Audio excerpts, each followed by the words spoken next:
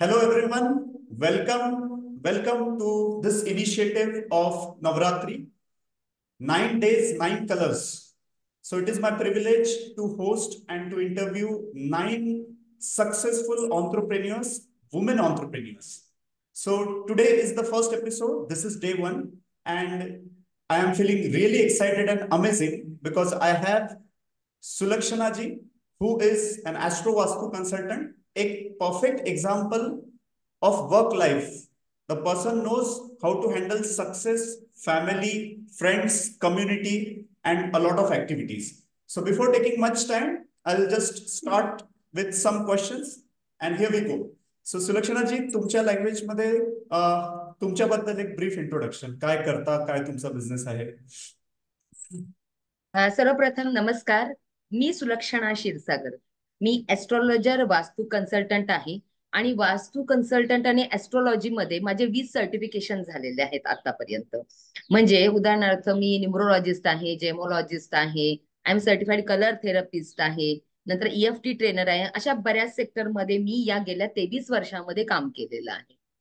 खरं तर bye education मी MCOM DFM आहे, diploma in finance management from Wellington institute Mumbai. हे सगळं मी इतकं शिकल्यानंतर मी एक्स बँकर आहे. मी बँकेमध्ये जॉब करत होती. पण हा ओढा म्हणा किंवा अध्यात्माची एक प्रकारची आवड म्हणा, त्यामुळे मला या क्षेत्राने जवळजवळ खेचल्याच जमा आहे. मला खेचलं आणि माझा प्रवास सुरू झाला. 2001 पासून या क्षेत्रामध्ये मी भरीव कामगिरी केली. या क्षेत्रामध्ये काम करताना मला 17+ अवॉर्ड्स मिळालेले आहेत. शिवाय रिसेंट अवॉर्ड जसं लंडन बुक ऑफ वर्ल्ड रेकॉर्डनी माझ्या कामाची पोच घेऊन तिथे माझा इंटरव्ह्यू झालेला आहे आणि त्यांचं मला अवॉर्ड मिळालेला आहे. या क्षेत्रामध्ये काम करताना बऱ्याच लोकांशी जोडले गेले. त्यातलं पत्रिकेसंदर्भात 1,30,000+ पत्रिका माझ्या सहजी बघून झालेल्या आहेत. आणि वास्तूचे जवळजवळ 750+ प्रोजेक्ट माझे पॅन इंडिया आणि अब्रॉडला झालेले आहेत. आणि स्टील प्रवास चालू आहे सर. सही.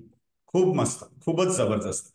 आणि आय रिअली फील, म्हणजे मला तुम्हाला अप्रिशिएट करायचं आहे की London book of world record मध्ये किंवा इतके सारे अवॉर्ड्स तुम्हाला भेटले आणि तरी सुद्धा तुम्ही एवढे ग्राउंडेड, इतकं डाऊन टू अर्थ, हे खूप शिकण्यासारखं आहे. सो माझा नेक्स्ट क्वेश्चन आहे की जेव्हा ही तुम्ही देवाची बिझनेस. कृपा आहे सर. ही देवाची कृपा आहे की ते आपल्याकडून काम करून घेतात. म्हणजे मी माझ्या मागच्याही एका इंटरव्ह्यू मध्ये सांगितलं होतं की तुम्ही क्षेत्र निवडत नाही, ते क्षेत्र तुम्हाला निवडत असतं. तर तसं देवाने मला ह्या कामासाठी निवडले, त्याबद्दल त्यांचे शतशः धन्यवाद. अरे वा, खूपच छान. नेक्स्ट क्वेश्चन हा आहे की हा बिझनेस स्टार्ट करायच्या वेळेस एक्झॅक्टली काय तुमची स्टोरी होती किंवा का तुम्हाला असं वाटलं की एक ऑन्ट्रप्रेन्युअर बनावं, एक बिझनेस पर्सन बनावं? तर बेसिकली हे शिकताना तर असं काही बनावं असं खरंच डोक्यात नव्हतं. हम्म. माझ्या घरामध्ये कसं होतं की प्रत्येक वुमन म्हणजे माझी मम्मी आणि माझ्या बहिणी वगैरे ह्या सगळ्या सेल्फ म्हणजे काम करतच होत्या.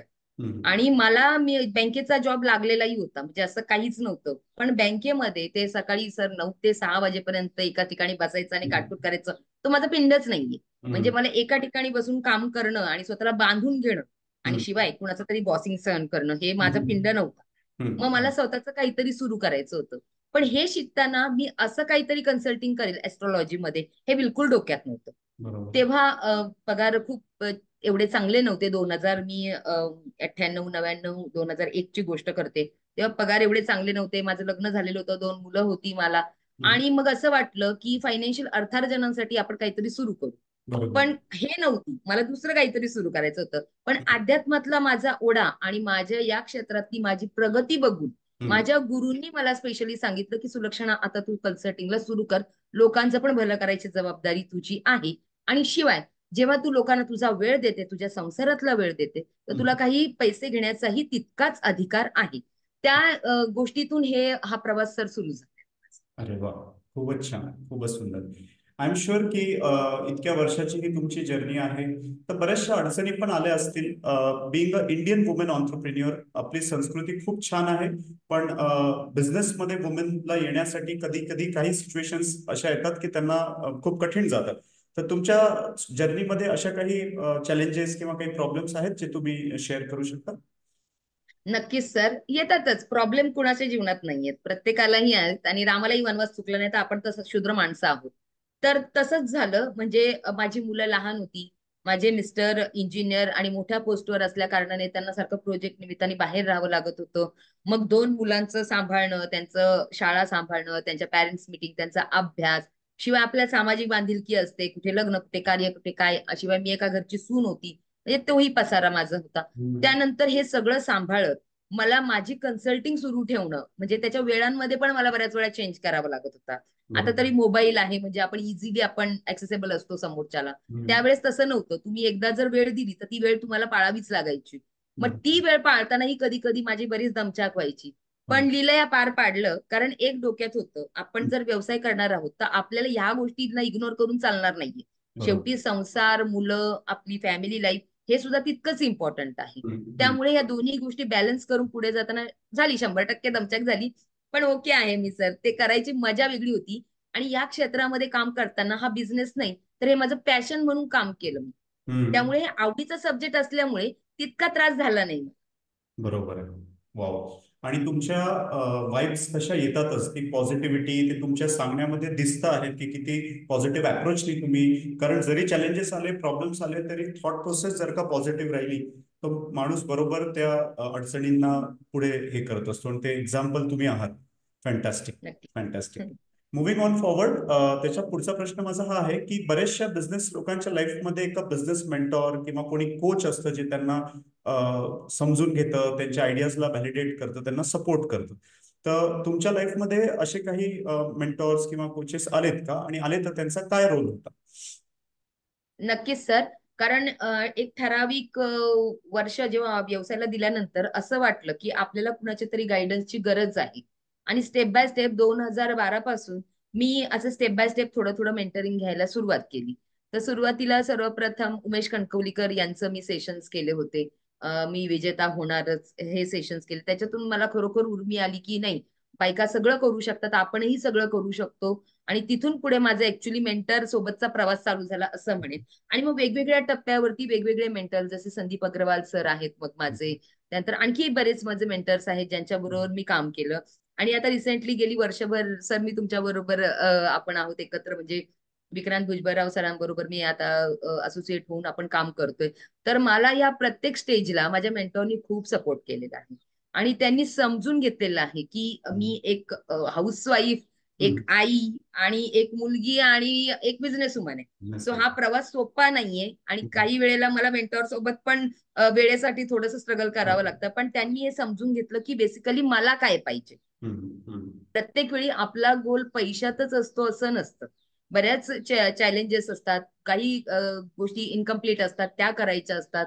सगळं मेस झालेलं असतं बिझनेसमॅन लोकांचं. तर अशा बऱ्याच गोष्टींमध्ये मला बऱ्याच कोचनी मदत केली. आणि स्पेशली यू सर, तुमच्यामुळे मी एका आकड्यापर्यंत तरी पोहोचली की हा आपल्याला आकडा पार करायचा आहे, किंवा आपल्याला ह्या गोष्टींमध्ये अशा पद्धतीने फोकस पद्धतीने पुढे जायचंय हे कळलं. थोडी सिस्टमॅटिकपणा आला माझ्यामध्ये. तर thanks to you. Welcome. Welcome. Okay.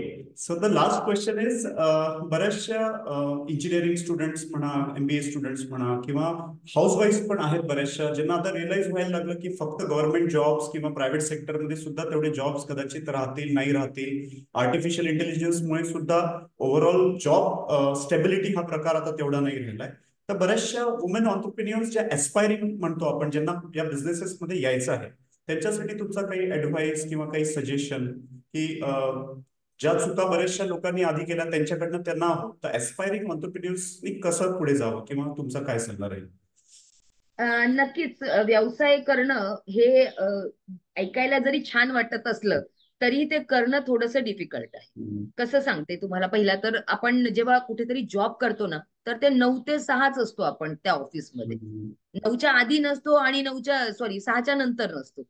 पण जेव्हा एक स्त्री बिझनेस वुमन असते ना, तर ती 24 तास बिझनेस वुमनच असते. डोक्यात तेच वारं असतं. आणि हा फुल टाइम आपण म्हणतो ना की कधीही कुठल्याही वेळेला त्या व्यवसायाची नीड म्हणून म्हणा की तुम्हाला काम करावंच लागतं.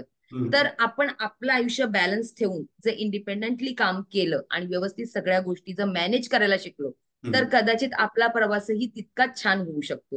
हो, पण त्यासाठी no compromise with your family आणि आपला व्यवसाय, या दोन्ही गोष्टींना बॅलन्स करता यायला पाहिजे. आणि मला वाटतं स्त्रियांना ते आपसुकच येत असं बॅलन्स करण्याची ती जी कला आहे ना. म्हणजे स्त्रिया, मी नेहमी म्हणते लोकांना, स्त्रिया या पाण्यासारख्या असतात तुम्ही ज्या पॉटमध्ये टाकता ना त्या पॉटचा ते आकार घेतात वा, नेहमी. खूप सुंदर. त्यामुळे स्त्रियांना हे आपसुकच आहे. म्हणजे जन्मतात कुठल्या घरी, सासरी जातात, तिकडच्या मातीमध्ये स्वतःला व्यवस्थित आणखी ढालून घेतात. तर असं आहे. त्यामुळे मला नाही वाटत आहे कुठल्याही स्त्रीला जर तिने मनापासून ठरवलं की मला हे करायचंय, व्यवसाय करायचाय, तर फार असं काही चॅलेंजेस जावं, मनाची इच्छा असेल तर होऊ शकतं सर. अरे वा, खूपच सुंदर. म्हणजे याच्यापेक्षा चांगलं कन्क्लुजन या फर्स्ट एपिसोडचं बिलकुल झालं नसतं. खूपच सुंदर. Okay Sulakshana, thank you very much वेळ दिल्याबद्दल आणि तुमची स्टोरी शॉर्ट क्विक मध्ये एकदम छान याच्यात सांगण्याबद्दल. जे कोणी लोक युट्यूबवर, फेसबुक, इंस्टाग्रामवर हा पॉडकास्ट किंवा हा व्हिडिओ बघतील, त्यांना ज्यांना पण गरज असेल ते तुम्हाला अप्रोच करतील.